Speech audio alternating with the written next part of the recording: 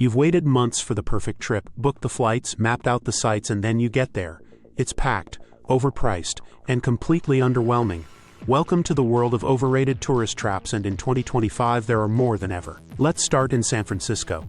You've probably heard of Fisherman's Wharf and Pier 39, but what you don't hear is how many travelers leave disappointed.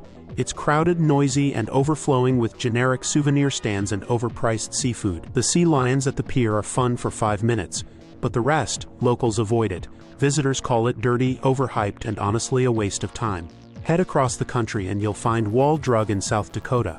It's plastered across billboards for hundreds of miles, promising the weirdest roadside stop in America. But when you get there, it's a glorified gift shop with photo ops and kitschy shops selling overpriced trinkets. If you're not into rubber tomahawks and fake cowboy hats, you might want to keep driving. Now let's talk Europe. Barcelona's Las Ramblas used to be a vibrant boulevard filled with local flavor.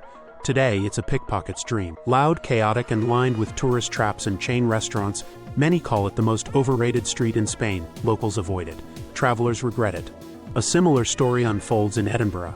The Royal Mile sounds majestic, but it's wall-to-wall with souvenir stores, pushy vendors, and gimmicky attractions.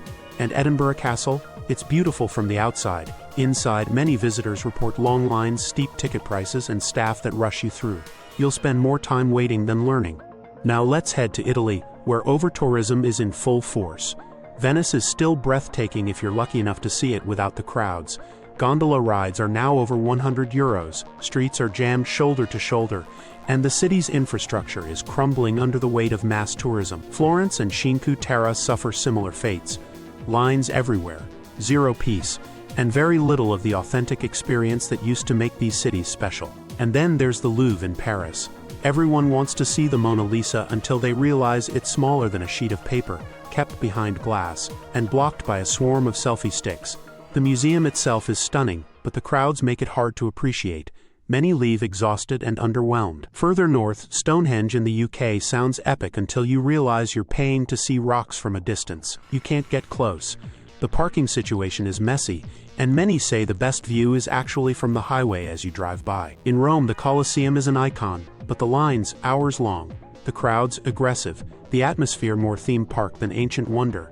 And outside, vendors hustle you constantly. It's loud, sweaty, and more frustrating than awe-inspiring. Brussels has its own letdown. The mannequin pies. This little statue of a peeing boy is the city's most famous symbol. But in real life, it's tiny, tucked in a corner, and often dressed in a silly costume. Most people walk by, blink twice, and ask, "That's it." Over in Prague, the astronomical clock draws crowds every hour for a short show that lasts less than a minute. Thousands of tourists cram into the square for something that's more hype than spectacle. One reviewer said it best, "I waited 45 minutes to be underwhelmed for 12 seconds. Let's talk Santorini.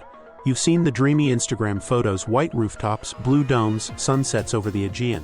But in 2025, those views come with thousands of tourists fighting for the same spot. You'll spend hours navigating crowds, lining up for buses, and sweating through traffic just to get one picture. Locals are overwhelmed, tourists are stressed, the magic fading fast. Thailand's Maya Bay was so overrun with Instagrammers that it had to be shut down to save the coral reefs.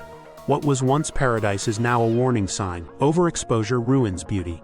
Even Mount Fuji and Kyoto in Japan have joined the list of overprotected, overtouristed areas where local culture is now tightly policed, and visitors are often told where not to go. And in Austria, Hallstatt is the perfect example of what happens when a town becomes too famous. With less than 800 residents, it now sees over 10,000 tourists daily just for selfies. Tour buses clog the streets, and signs have gone up begging visitors to stop photographing people's homes. Let's face it, travel in 2025 is different. Many once iconic destinations have become victims of their own popularity. Crowds kill the vibe, prices skyrocket, and what you see online is often better than what you experience in person. But here's the good news. The world is full of underrated gems waiting to be explored. Instead of battling crowds at the Colosseum, explore the ancient city of Ostia Antica. Skip Venice and head to the peaceful canals of Annecy, France.